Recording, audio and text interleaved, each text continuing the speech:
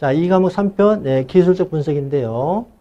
자, 첫 번째 내용 봅니다. 자, 그러면 기술적 분석의 기본 개념을 보겠습니다. 위의 내용 먼저 보겠습니다.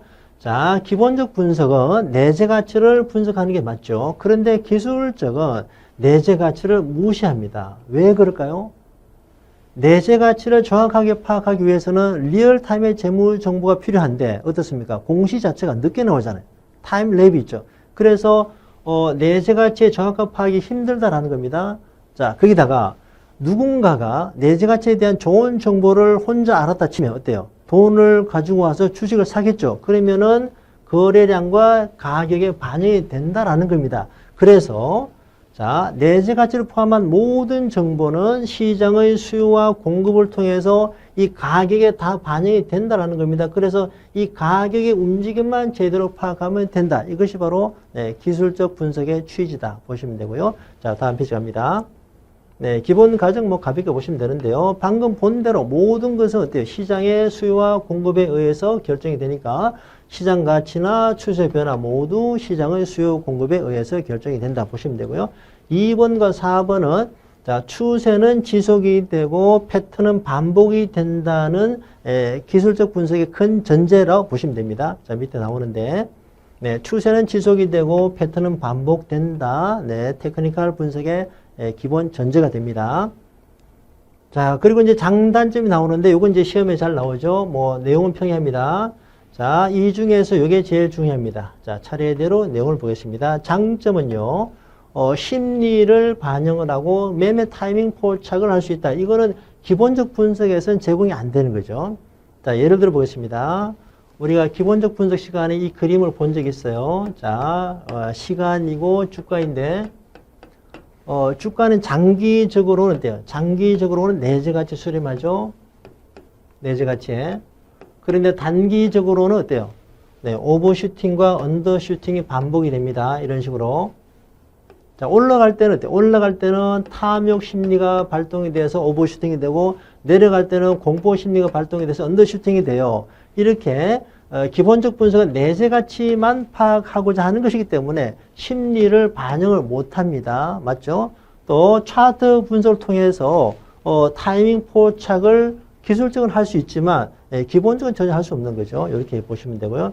자, 단점은 기존의 추세와 패턴이 반복된다는 가정, 자, 앞에 페이지에서 이거죠. 네, 기본적 가정이죠. 추세는 지속이 되고 패턴은 반복이 된다는 이 기본 가정이 너무 비현실적이다라는 겁니다. 이것도 예를 들어 보겠습니다.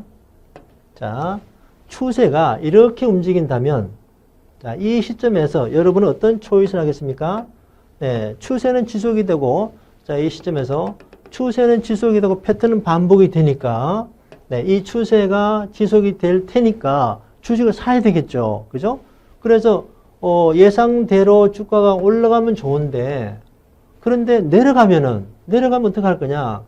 나의 피 같은 돈은 누가 책임질 거냐, 그죠? 가정은 가정일 뿐이다라는 겁니다. 이게 이제 좀 현실적이지 않다라는 거죠. 자, 이게 이제 시험에 많이 반영된 것인데, 시장이 변동하는 근본 원인은 알 수 없다. 차트로 많은 것을 분석할 수 있습니다만은, 시장의 큰 흐름에는 펀더멘탈이 반영되기 마련입니다. 자, 예를 들어서 2022년 현재 글로벌 주식시장의 큰 화두가 뭐죠? 네, 친환경이잖아요. 그죠? 친환경. 지구온난화가 날이 갈수록 심각해지고 탄소 배출량을 줄여야 되고, 그래서 친환경 테마. 뭐가 있습니까? 전기차 배터리 테마, 수소 전기차 테마, 재생에너지 테마. 이러한 것들이 시장을 주도하고 있죠. 이러한 건 어때요? 차트를 암만 분석해도 나오지 않는 거죠. 펀더멘탈이니까. 그죠? 근본 원인 자체가, 근본 원인 자체가 영어로 펀더멘탈이고, 기본적 분석이 펀더멘탈 어널리시스, 그죠? 이렇게 보시면 되겠습니다. 아무튼 뭐 내용은 평이합니다만 이게 시험에 많이 나왔어요. 자, 문제를 확인해 보겠습니다. 자, 22년 6월 기출보건 문제 나오는데 요거는 이제 32의 문제에 해당이 됩니다. 자, 보겠습니다. 기술적 분석에 대한 설명이다. 틀린 것은 1번부터 보죠. 심리를 반영한다. 맞죠? 자, 매매 타이밍 포착이 유용하다. 요거는 어때요? 앞에서 봤던 테크니컬 분석의 장점에 해당이 되겠죠. 밑에 둘은 내용상 단점인데, 자, 세부적으로 보겠습니다. 3번입니다. 추세 분석으로서 시장이 변동하는 근본 원인을 분석할 수 없다가 맞죠.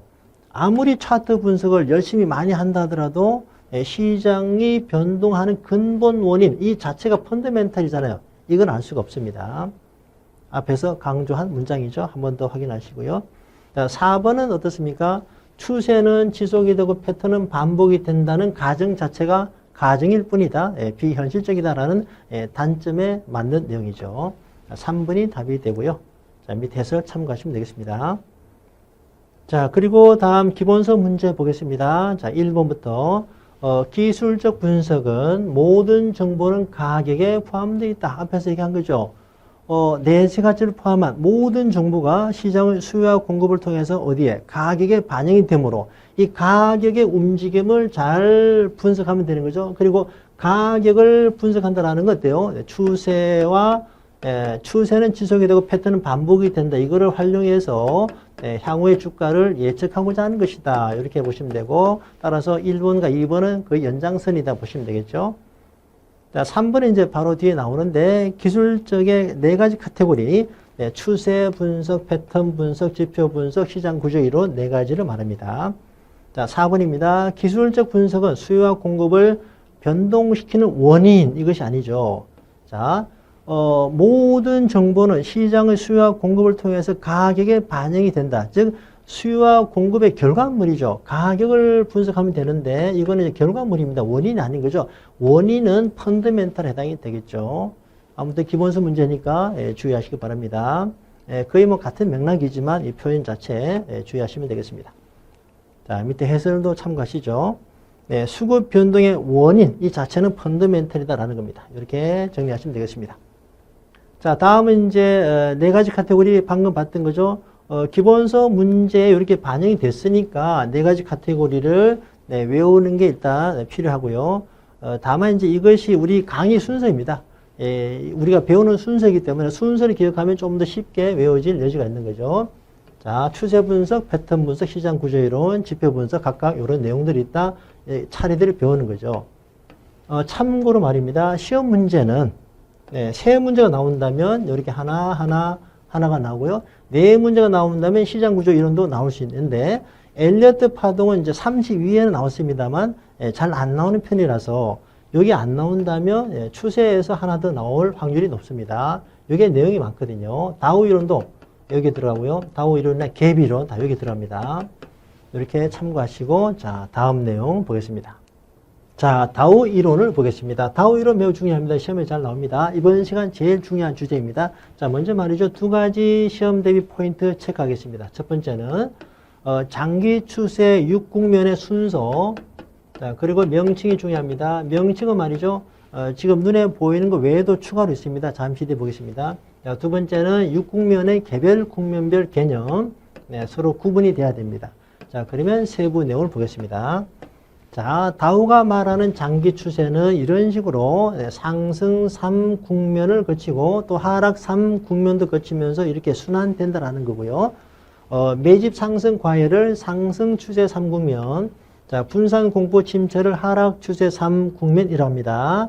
자, 다른 용어도 있습니다. 매집을 강세 1국면, 자, 상승은 강세 2가 되겠죠. 강세 3이 됩니다. 과열은. 마찬가지로 분산은 약세 1국면, 자, 그리고 공포는 약세 2가 되겠죠. 약세 3이 됩니다. 이렇게도 표현이 된다. 주의하시고요. 자, 그러면 이제 각 국면별 세부 내용을 보겠습니다. 매집 단계는요. 자, 중요합니다. 외견상 전망이 여전히 암울해서 초보자들이 팔고 전문가들이 산다는 얘기입니다. 자, 다시 외견상 전망이 여전히 암울해서 초보자들은 팔고 전문가들이 산다. 전문가가 매수하기 때문에 요거를 매집이라 하고요. 다른 말로 자, 추가 용어 있다고 했죠. 다른 말로 축적 단계를 한다. 같이 용어를 외우셔야 됩니다. 자, 그러면 한번 보겠습니다. 여기서 왜 일반은 팔게 되는가? 자, 그림으로 보면 어떻습니까? 여기서 매수를 하고 여기서 매도를 하게 되면은 어때요? 돈을 쉽게 벌겠죠? 대박이 납니다. 그런데 이게 어려운 거죠. 실제로는 일반 투자자들은 여기서 매도하기 쉽고 여기서는 매수하기 쉽습니다. 자, 그 내용을 한번 설명해 보겠습니다. 자, 실제 이 국면에서는 주가가 말이죠. 이렇게 될 것으로 보입니다. 계속 하락할 것처럼 보이죠. 그래서 이 국면에서는 공포 심리가 지배해요. 그래서 이 국면에서 매수하는 것은 굉장한 용기가 필요하다라는 겁니다. 그래서 전문가들이 살 수 있다라는 겁니다. 이렇게 이해하시면 되고요. 자, 그리고 이제 시험에 나오는 건 상승이 제일 많이 나옵니다. 자, 상승은요, 실제 경제 여건도 좋아지고 외견상 전망도 좋아져서, 다시 실제 경제 여건도 좋아지고 외견상 전망도 좋아져서 주가도 올라가고 거래도 증가하는 단계, 시장의 에너지가 제일 좋은 상태입니다. 요거를 다른 말로, 자, 추가 용어 중요합니다. 네, 마크업 국면이다. 마크업은 주가가 올라간다는 뜻이에요. 자, 그리고 기술적 추세 추종, 이것도 중요한 개념인데, 기술적인 매매를 해서 가장 많이 수익이 나는 단계, 어디다? 상승이다. 왜 그랬죠? 이 국면에서 시장 에너지가 제일 좋기 때문에, 사서 물렸다 하더라도 다시 회복이 되는 거죠. 기술적인 매매를 해서 가장 좋은 수익이 나는 단계, 상승이다. 한 번 더 강조하고요. 자, 요거를 기술적인 추세 추종 단계랍니다. 요걸 빼고 뭐 추세 추종 단계라고도 합니다. 아무튼 이게 제일 중요하고요. 이제 참고로 이 국면은 이제 뒤에서 봅니다만은 가장 강한 상태이기 때문에 엘리어트 파동을 따지면 3번 파동이 되고요. 갭을 볼 때는 급진갭이 여기서 나옵니다. 급진갭. 뒤에서 공부하게 됩니다. 그리고 이평선으로 따지면은 정배열 국면이 바로 여기에 해당이 됩니다. 다 뒤에서 배웁니다. 자, 그리고 이제 상승 3국면은 과열인데요. 여기서는 외견상 전망이 매우 좋아져서 초보자들이 너도 나도 할 것 없이 많이 산다라는 겁니다. 증시 격언에 9시 톱 뉴스로 증시 화랑에 대한 뉴스가 나오면 팔아라, 이런 격언이 있습니다. 왜냐하면은 너무 겉으로 너무 좋아 보이는데 누구나 다 샀기 때문에 더 이상 살 사람이 없다라는 겁니다. 자, 그러면 이것도 아까 이제 매집에서 봤던 것처럼 심리 분석을 해보면요. 이렇죠. 과열에서는, 그죠? 여기서 매수하고 여기서 매도해야 되는데 여기서 초보자들이 많이 산다라는 거죠. 왜 사느냐? 왜 사냐면요. 여기서 계속 올라갈 것처럼 보입니다. 여기서 이제 탐욕 심리가 지배하는 거죠. 그래서 이 단계에서 매도하기 위해서는 엄청난 절제가 필요해요. 네, 그래서 대부분의 투자자들은 여기서 사게 된다라는 겁니다. 전문가들이 여기서 사지 않고 이제 여기서 사지 않거나 매도하는 거죠. 자, 그리고 이제 분산은 전문가들이 수익을 실현하고 나가는 단계다라는 겁니다. 그래서 요거를 다른 말로 분배 단계라고 합니다. 자, 그리고 분산의 키워드가 하나 있는데 뭐냐면은 이제 주가가 조금만 하락해도 거래가 급증한다. 요거 이해하셔야 돼요. 자, 왜 그러냐면요. 주가가 올랐다가 내리면 이 단계에서 밑에서 거래량이 많이 늘어난다는 뜻입니다. 자, 왜 그런가 하면은 주가가 조정받고 계속 올라갈 것처럼 보이기 때문에 많이 산다라는 거죠. 자, 이게 분산의 내용입니다. 자, 그리고 공포는 수직 하락이 키워드입니다. 수직 하락. 패닉 국면이죠. 요거는 이제 상승과 반대 매칭이 돼요. 자, 여기가 이제 경제 실제 여건도 좋아지고 외견상 전망도 좋아지는 단계였잖아요. 반대로 여기는 경제 실제 여건이 안 좋아지고 외견상 전망도 안 좋아지기 때문에 공포 국면, 수직 하락을 하는 단계다 보시면 되고요. 자, 침체는 오랫동안 기다림에 지쳐서 실망매, 투매와 실망매가 키워드입니다. 기다림에 지쳐서 매도하는 단계고 이 국면에서 시간이 흐르면 흐를수록 낙폭은 작아진다. 왜 그러죠? 시간이 경과될수록 낙폭이 작아진다. 바닥에 근접하기 때문에 그런 현상이 나오는 거죠. 자, 이렇게 해서 6국면의 순서와 명칭, 세부, 개념 다 이해했습니다. 자, 그러면 문제를 풀어보겠습니다.